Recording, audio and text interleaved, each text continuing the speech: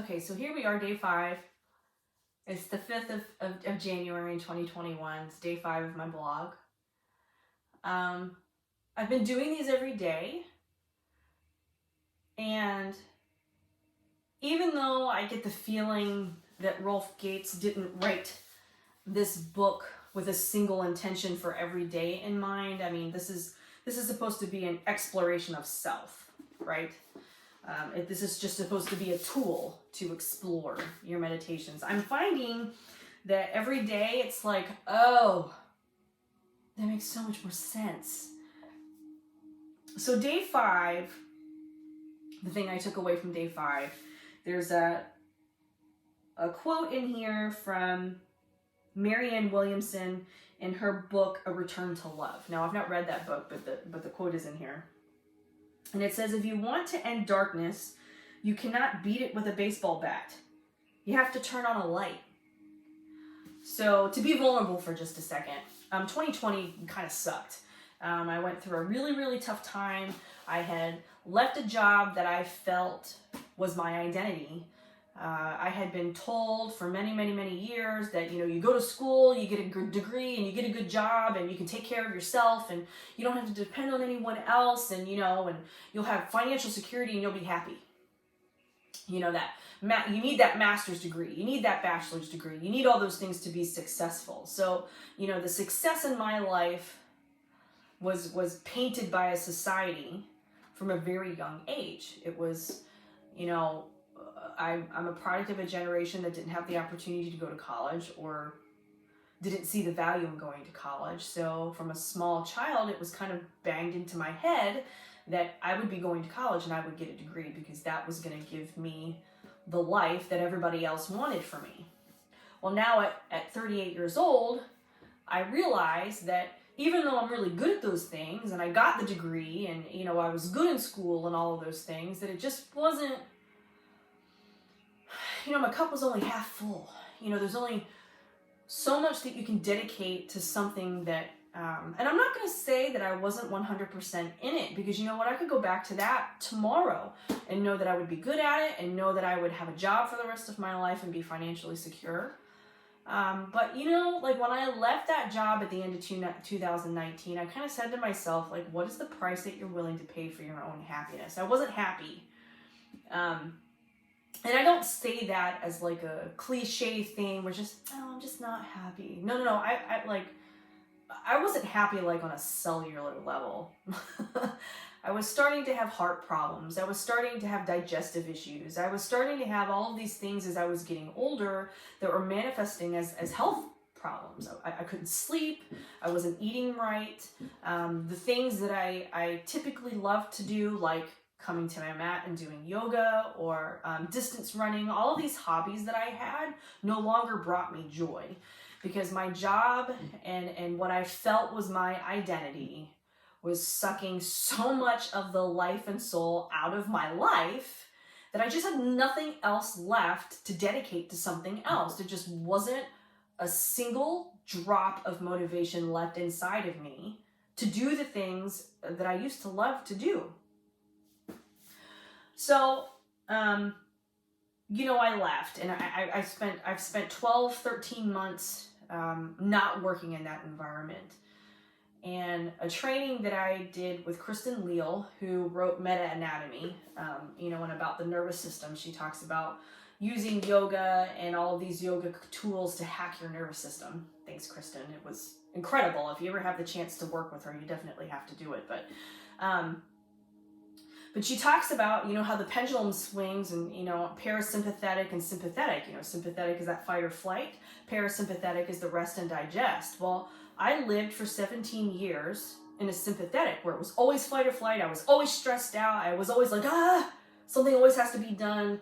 They talk about how, like, as a type A that, it's like, that's just the way that you operate. Well, just like Kristen Leal says in her training and in her books, like, your body is not meant to marinate in those chemicals for long periods of time.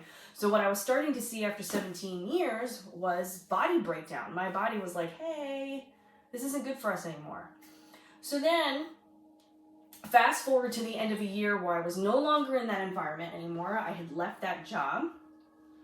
And I was doing a little bit of soul searching. I wasn't working full time.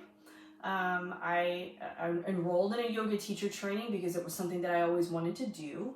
Not necessarily just to be a teacher of yoga, but I felt like it was something that I wanted to do for myself. And so I spent 13 months really soul searching. Well, we all know that 2020 kind of changed a lot of things for people between the pandemic, the racial injustice. Me being of an ethnicity kind of changed the way that I look at society nowadays and how I interact with other people. I've realized that I have to become part of the solution in that respect rather than just kind of like sweep under the rug the things that have happened in my life. So 2020, I think, changed a lot of people. I know that it changed me. And I went through a real dark period where I couldn't get out of bed. It was almost like I had been stuck in that fight or flight or that sympathetic part of my nervous system for so long that I gave my body a taste of what it would be like to rest and digest and live in that parasympathetic response for a while. Then I got stuck in the parasympathetic. I was lethargic. I couldn't get enough sleep. I was sleeping all the time. I was depressed and crying all the time. There was a couple of weekends where I couldn't even get out of bed. Depression is real, folks. Check on your quiet friends. That's what I'm going to share with you about that mental health part of life. Check on your quiet friends, because the quiet ones are always struggling about something that they don't feel that they can or should share with anyone else. It doesn't matter how close you are to people. So on day 5 in this book, it talks about how you can't beat the dark times with a baseball bat. You just have to turn on the light. Well, I know that being depressed and having struggled with depression this year, like really true depression, which is not something that I've experienced over the course of my life up until now, save for this past year, it's really hard to turn on the light. Day 5 talks about how we just have to focus on the positive stuff, do the positive stuff. So like if this negative thing is happening, what is the opposite of that? If I'm so depressed and upset that I can't get up out of bed, can I turn and get up out of the bed, put my feet on the floor and get in the shower and take a shower? Or can I go have a snack? What kind of food am I putting in my body? What can I do can I do those things? But when you're depressed and you're laying in your bed and you can't get up, it is hard to think about the amount of energy that is going to be required to do those things.